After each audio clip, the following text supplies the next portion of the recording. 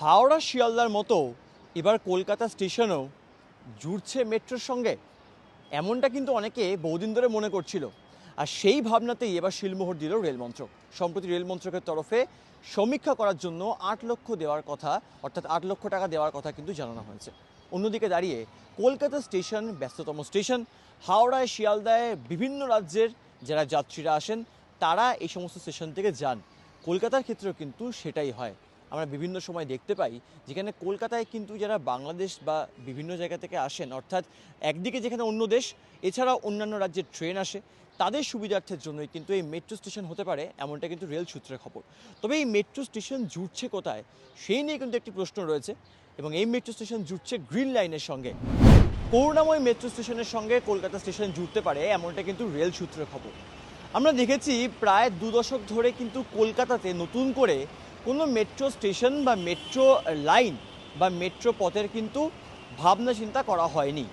এই কাজ যদি শুরু হয় তাহলে রেলের তরফে মনে করা হচ্ছে প্রায় 2 দশক পর কলকাতা বা শহর কলকাতা ছাড়াও রাজ্যে নতুন করে আবার মেট্রো রেল নিয়ে ভাবা হচ্ছে।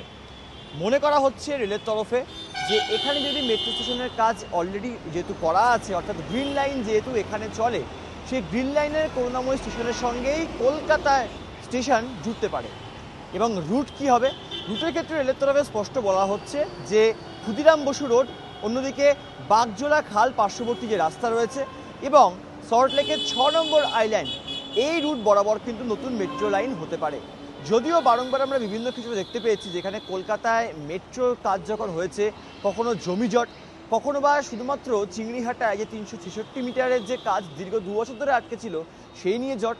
অর্থাৎ বিভিন্ন জটের আবহে যদি এই কাজ শুরু হয় তাহলে জমি নিয়ে সেই অর্থে কোনো রকম সমস্যা হবে না।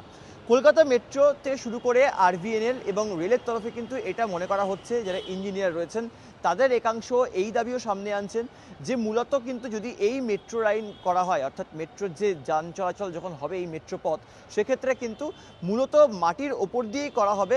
সেক্ষেত্রে মাটির নিচ দিয়ে করার জন্য আমরা জানি যে পরিমাণ জমি লাগে সেটা কিন্তু তুলনামূলকভাবে অনেকটা কম লাগবে। যেহেতু বেশিরভাগটাই খালের উপর দিয়ে যাবে, সেক্ষেত্রে কিন্তু জমি নিয়ে সেই অর্থে কোনো রকম সমস্যা হবে না।